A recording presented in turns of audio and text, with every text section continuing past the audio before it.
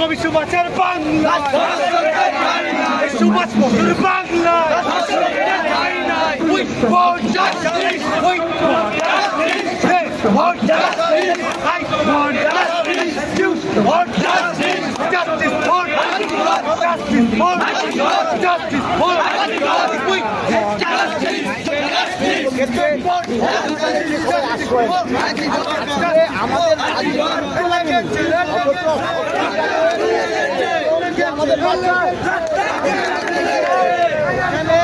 নৃশংসভাবে মৃত্যুবরণ করলো এবং ধর্ষিতা হলো।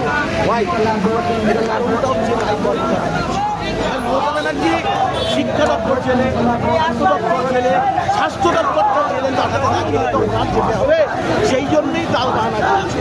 তবে আমরা এইটুকু বলতে পারি যে 5 তারিখ পর্যন্ত আমরা দেখবো 5 তারিখের সুপ্রিম কোর্টের কি রায় আসে, ভার্ডিক্ট আসে, তারপরে আমাদের সিডিও কমপ্লেক্স অভিযান চলবে। কারণ সিবিআইকে ওই সারদা মেয়ের মতন ওই তলানিতে ঠেলে দিয়ে দেবো না, এটা যদি মমতা ব্যানার্জি ভুলে যায় যে আইএসএফ কিন্তু পথে থাকবে। সবাই চলে গেলেও বাইরে গিয়ে আইএসএফ লড়াইটা করছে। তৃণমূলের বিজেপির বাইনারি পলিটিক্সের মধ্যে আইএসএফ নেই। আইএসএফ প্রকৃত নারী জাতির সম্মান দিতে জানে এবং নারী জাতির প্রতি অত্যাচার হলে এবং এই স্বাস্থ্য দপ্তরের সিস্টেমটা যে একদম মানে কি বলবো আপনার রাষ্ট্রের দ্বারাও মৃত্যুবরণ করেছে অভয়া, রাষ্ট্রের দ্বারা পরিকল্পিত মার্ডার, পরিকল্পিত মার্ডারের আমরা শুধু নয় সাধারণ মানুষ রাস্তায় নেমেছে।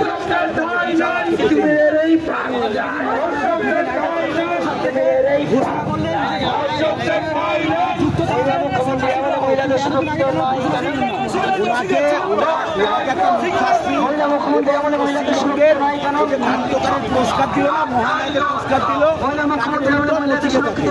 পশ্চিমবঙ্গে যদি মহানায়িকার কোনো পুরস্কার দিতে হয় তাহলে ওনাকে দিতে হবে। কেন দিতে হবে?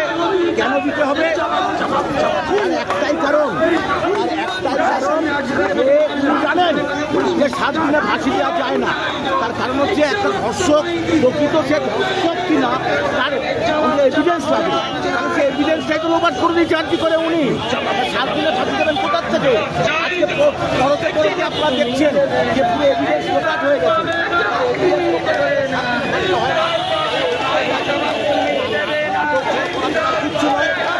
আমরা চাই না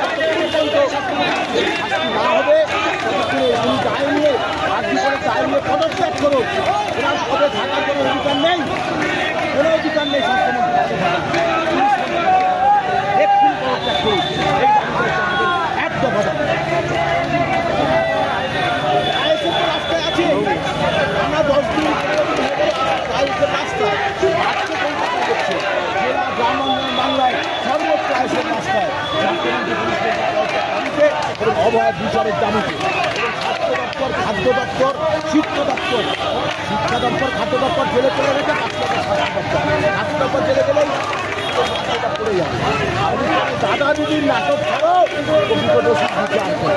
দাদা দিদির নাটক ছাড়ে ছাড়ো, প্রকৃত দোষীর বিচার করো। যতক্ষণ বিচার না হবে ততক্ষণ আইএসএফ থাকবে।